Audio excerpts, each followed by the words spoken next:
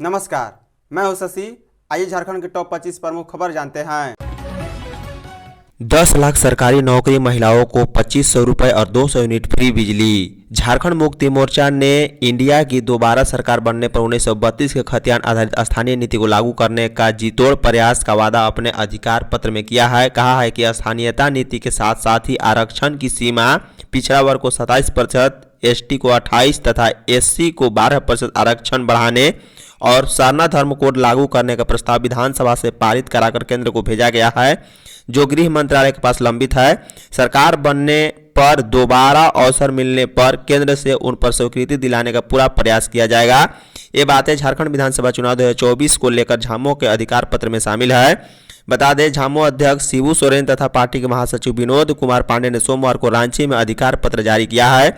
झामो के अधिकार पत्र में कहा गया है कि केंद्र सरकार एवं उसकी कंपनियों के पास पड़ा झारखंड का बकाया 1,36,000 करोड़ रुपए वापस लाने के लिए भी संघर्ष किया जाएगा। वहीं 5 वर्षों में 10 लाख युवाओं को नौकरी एवं रोजगार उपलब्ध कराया जाएगा एवं नौकरी नहीं मिलने पर प्रोत्साहन राशि दी जाएगी।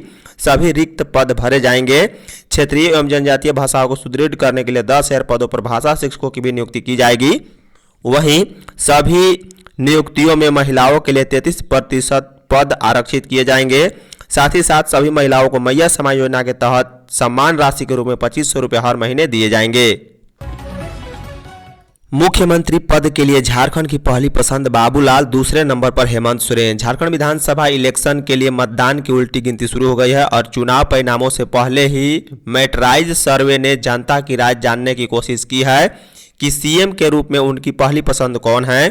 बता दें, सर्वे के परिणामों के मुताबिक झारखंड के मुख्यमंत्री पद के लिए जनता ने बाबूलाल मरांडी को अपनी पहली पसंद बताया है। लगभग 44% लोगों ने बाबूलाल मरांडी का नाम लिया, जबकि मौजूदा सीएम हेमंत सोरेन को सिर्फ 30% लोगों ने ही अपनी पहली पसंद बताया है। ताजा सर्वे से यह भी अनुमान जताया गया है कि बीजेपी गठबंधन को 45 से 50 सीटें मिल सकती है, जबकि हेमंत सोरेन के नेतृत्व वाले जेएमएम एवं इंडिया ब्लॉक को 18 से 25 सीटें मिलने की संभावना है। वहीं अन्य दलों को भी 2 से 5 सीटें मिलने का अनुमान है। बता दें, यह सर्वे 15 अक्टूबर से 9 नवंबर के बीच किया गया था, जिसमें 63,842 लोगों की राय ली गई थी, जिसमें 30,000 से ज़्यादा पुरुष और 21,000 महिलाएं एवं 11,000 युवा शामिल थे। चुनाव से 2 दिन पहले हेलीकॉप्टर, बस, ट्रेन से रवाना हुए बूथ के कर्मचारी। झारखंड विधानसभा चुनाव 2024 के लिए वोटिंग से 2 दिन पहले ही मतदान कर्मियों को उनके मतदान केंद्र के लिए रवाना कर दिया गया है। सोमवार को हेलीकॉप्टर, ट्रेन, बस और अन्य माध्यम से उन्हें रवाना किया गया। बता दें, झारखंड के वैसे मतदान केंद्र जो दुर्गम क्षेत्रों में है, वहां मतदान कर्मियों को हेली ड्रॉपिंग की गई। यानी दुर्गम क्षेत्रों में जिन मतदान कर्मियों को तैनात किया गया है, उन्हें बूथ पर हेलीकॉप्टर से सुरक्षित पहुंचाया जा रहा है। उन्हें जिला मुख्यालय से बूथ के लिए रवाना किया जाएगा। रांची में दरोगा हत्याकांड में 5 अपराधी गिरफ्तार। राजधानी रांची के पुलिस ने कांके थाना क्षेत्र में हुई दरोगा की हत्या की गुत्थी समझा ली है और मामले में 5 आरोपियों को गिरफ्तार कर लिया है। इस हत्या को डीजल चोर गैंग के द्वारा अंजाम दिया गया था। बता दें कि रांची के स्पेशल ब्रांच के दरोगा अनुपम कच्छप की हत्या की गुत्थी आखिरकार पुलिस ने समझा ली है। पुलिस ने मामले में 5 आरोपियों को पकड़ा है। गिरफ्तार आरोपियों में भोला सिंह, संजय सिंह, गौतम यादव, सुग्रीम सिंह और अभिषेक महतो शामिल हैं। वहीं इसके साथ ही एक आरोपी राजेंद्र महतो किसी दूसरे आरोप में जेल में बंद है, तो वहीं विनोद महतो नामक अपराधी फरार है, जिसकी तलाश रांची पुलिस के द्वारा की जा रही है। झामुमो का वादा, सहारा का पैसा दिलाने के लिए लड़ेंगे। झारखंड विधानसभा चुनाव 2024 से पहले भारतीय जनता पार्टी के बाद अब सत्तारूढ़ दल झारखंड मुक्ति मोर्चा ने भी सहारा के निवेशकों के लिए बड़ा ऐलान कर दिया है। झामो के अधिकार पत्र यानी कि घोषणा पत्र में कहा गया है कि सहारा में निवेश करने वाले पीड़ितों की लड़ाई उसकी सरकार लड़ेगी। झामो के 22 पन्ने के अधिकार पत्र के 5वें पन्ने में झारखंड एवं झारखंड का स्थानीय लोगों के अधिकार से जुड़ी घोषणाएं हैं। इसमें कहा गया है कि सहारा इंडिया के पीड़ितों की लड़ाई झामो की सरकार करेगी। वहीं निवेशकों का पैसा दिलाने तक झामो की सरकार कोर्ट और सड़कों से लेकर सदन तक मजबूती से उनका पक्ष रखेगी। किसानों को बिना ब्याज कृषि ऋण देगा झामुमो। झारखंड मुक्ति मोर्चा ने विधानसभा चुनाव 2024 के लिए अपना घोषणा पत्र जारी कर दिया है। सोमवार को जारी 22 पेज के इस घोषणा पत्र में किसानों के लिए बड़ा वादा किया गया है। झामुमो ने कहा है कि किसानों को बिना ब्याज के ही कृषि ऋण दिया जाएगा। खेतीहर मजदूरों के लिए भी कई वायदे झामुमो के इस मैनिफेस्टो में है। मैनिफेस्टो को पार्टी ने अधिकार पत्र का नाम दिया है। बता दें, झामुमो सुप्रीमो दिसोम गुरु शिबू सोरेन ने सोमवार को अधिकार पत्र जारी किया है। इसमें झारखंड एवं झारखंड का स्थानीय लोगों के अधिकार की बात की गई है। वहीं कृषि, किसान एवं खेतीहर मजदूर, शिक्षा एवं रोजगार, महिलाओं के अधिकार, स्वास्थ्य, खाद्य एवं सामाजिक सुरक्षा, उद्योग, शहर एवं पर्यटन, राज्यकर्मी एवं अनुबंध कर्मी के साथ साथ खेल कूद से जुड़े लोगों के लिए भी घोषणा की गई है। जेएमएम के अधिकार पत्र में सबसे पहले झारखंड एवं झारखंड का स्थानीय लोगों के अधिकार की बात की गई है। 1932 का खतियान, हम झारखंडियों की यही पहचान। 1932 का खतियान। झामुमो ने भूमिहीन दलितों और विस्थापितों के जाति आवास प्रमाण पत्र बनाने की प्रक्रिया को भी सरल करने का वादा किया है।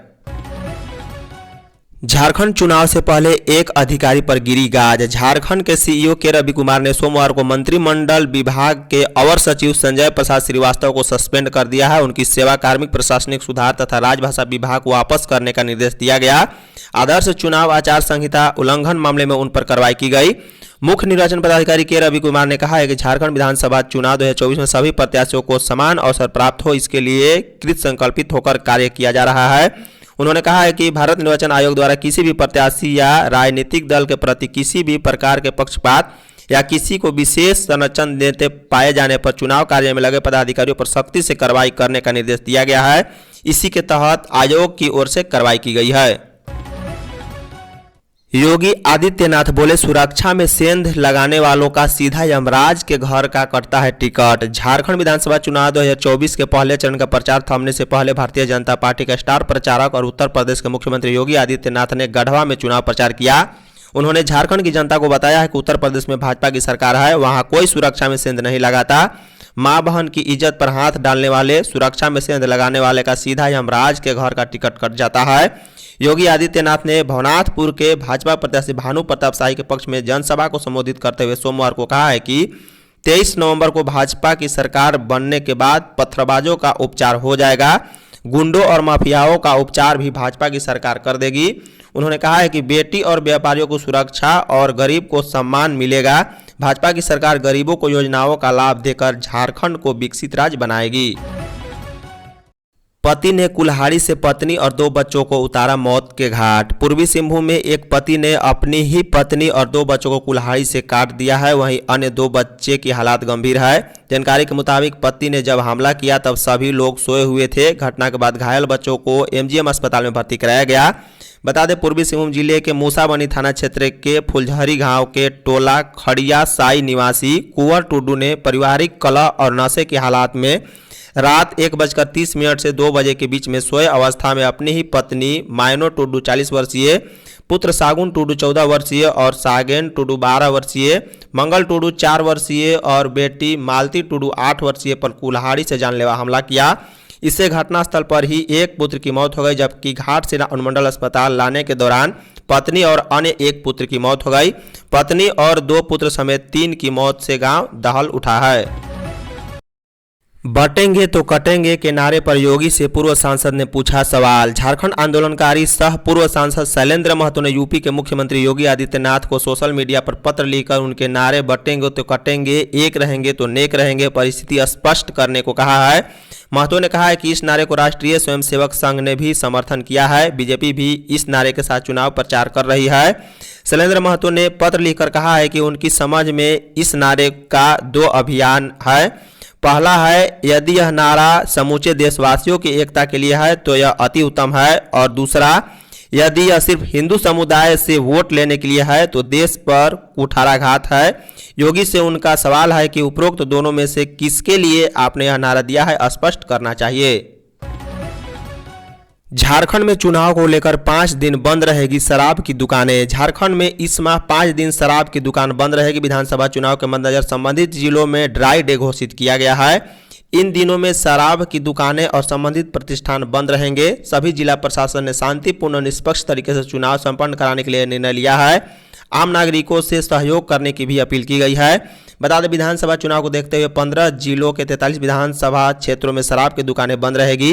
रांची जिला प्रशासन द्वारा जारी सूचना के मुताबिक 11 नवंबर की शाम 5 बजे से 13 नवंबर की शाम 5 बजे तक शराब की दुकानें बंद रहेंगी, जबकि 18 नवंबर की शाम 5 बजे से 20 नवंबर की शाम 5 बजे तक 38 विधानसभा क्षेत्रों में शराब की दुकानें बंद रहेगी। इसके अलावा मतगणना के दिन भी 23 नवंबर को भी शराब की दुकानें बंद रहेंगी। हमारी योजना हर एक झारखंडी के लिए, सीएम हेमंत। मुख्यमंत्री हेमंत सोरेन ने झामुमो के अधिकार पत्र पर एक्स पर पोस्ट करके कहा है कि लगातार तबीयत खराब चलने के बावजूद मेरी हर दिन की 4 से 5 सभाएं चल रही है। इसके कारण बाबा के साथ आपके अबुआ सरकार के अधिकार पत्र अनावरण में शामिल नहीं हो पाया। हमारे पास भाजपा की तरह अकूत ताकत मुझे लगातार बदनाम करने के लिए लगाई जा रही है। अकूत दौलत केंद्रीय एजेंसियों का जमावड़ा और पूरे देश से आने वाले नेताओं की फौज नहीं है, पर मेरे पास आप हैं। सीएम ने कहा है कि हमारी हर योजना हर एक झारखंडी के लिए है, चाहे वो सर्वजन पेंशन हो या मैया समान। आप हमारे अधिकार पत्र को अपने साथियों व संबंधियों के साथ साझा करें एवं हमारी बात को और भी लोगों तक पहुंचाएं। राष्ट्रीय स्कूल खेल में यश राज ने जीता कांस्य पदक। School games federation of India के द्वारा आयोजित 68वीं राष्ट्रीय स्कूल खेल के जूडो प्रतियोगिता में सोमवार को झारखंड यश राज कुमार ने कांस्य पदक जीता है। वहीं गुजरात के नाडियाल में आयोजित तीरंदाजी प्रतियोगिता में लवली कुमारी ने कांस्य पदक जीतकर राज्य का नाम बढ़ाया है। बता दें, 7 से 11 नवंबर तक जम्मू में आयोजित अंडर 17 बालक जूडो प्रतियोगिता में यश राज ने 66 किलोग्राम वर्ग में कांस्य पदक अपने नाम किया है। वहीं अंडर 17 बालिका वर्ग के इंडियन राउंड में लवली ने कांस्य पदक जीता है। झारखंड में पहले चरण की 43 सीटों पर थमा प्रचार। झारखंड के सीईओ के रवि कुमार ने कहा कि विधानसभा चुनाव के पहले चरण की 43 सीटों पर प्रचार की अवधि समाप्त हो गई है। आयोग की ओर से मतदान की तैयारी भी पूरी कर ली गई है। सोमवार को 225 में से 194 मतदान केंद्रों पर हेली ड्रॉपिंग के माध्यम से मतदान कर्मियों को बूथ तक पहुंचा दिया गया है। बाकी बचे हुए बूथों पर मंगलवार को हेली ड्रॉपिंग से मतदान कर्मियों को बूथ पर पहुंचाया जाएगा। प्रथम चरण में 13 नवंबर की सुबह 7 से शाम 5 बजे तक मतदान होगा। वहीं 950 बूथों पर मतदान का समय की समाप्ति की अवधि शाम 4 बजे तक ही होगी, लेकिन मतदान समय की समाप्ति के बाद भी कतार में खड़े लोग मतदान कर सकेंगे। वे सोमवार को धुरवा के निर्वाचन सदन में प्रेस वार्ता कर रहे थे।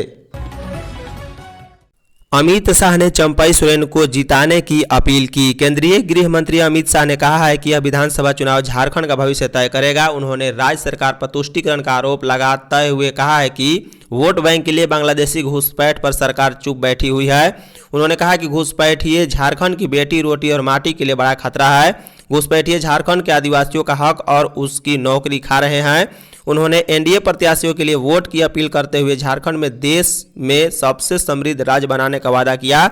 शाह सोमवार को रांची के तमाड़ और सरायकेला के आदित्यपुर में चुनावी सभा को संबोधित कर रहे थे। झारखंड मौसम। राजधानी समेत राज्य के कुछ हिस्सों में मंगलवार को सुबह में धुंध के बाद आंशिक बादल छाए सकते हैं। दोपहर में मौसम साफ रहने का अनुमान है। मौसम विभाग के अनुसार अगले 3 दिन तापमान में बदलाव की संभावना कम है। मौसम विभाग रांची के अनुसार राजधानी को सोमवार का अधिकतम तापमान 27.6 और न्यूनतम 17 डिग्री सेल्सियस रिकॉर्ड किया गया। पिछले 24 घंटे की तुलना में यह 2 डिग्री नीचे गिरा है। पारा गिरने के बावजूद न्यूनतम तापमान सामान्य से 2 डिग्री अधिक है। मौसम वैज्ञानिक अभिषेक आनंद ने कहा है कि राजधानी और आसपास के क्षेत्रों में अगले 3 दिनों के दौरान मौसम में बड़े बदलाव की संभावना नहीं है। उन्होंने कहा है कि राजधानी समेत राज्य के विभिन्न हिस्सों में शुष्क पश्चिमी हवा का प्रवाह है, लेकिन वातावरण के निचले हिस्से में हल्की पूर्वी हवा आने के कारण आंशिक बादल छा सकते हैं। इससे मंगलवार को आंशिक बादल छाए रहेंगे, लेकिन इसके बाद मौसम साफ होने की संभावना है। अभिषेक आनंद ने कहा है कि राज्य में पिछले 24 घंटे के दौरान सरायकेला का तापमान सबसे अधिक 32.1 डिग्री सेल्सियस रिकॉर्ड किया गया है। धन्यवाद।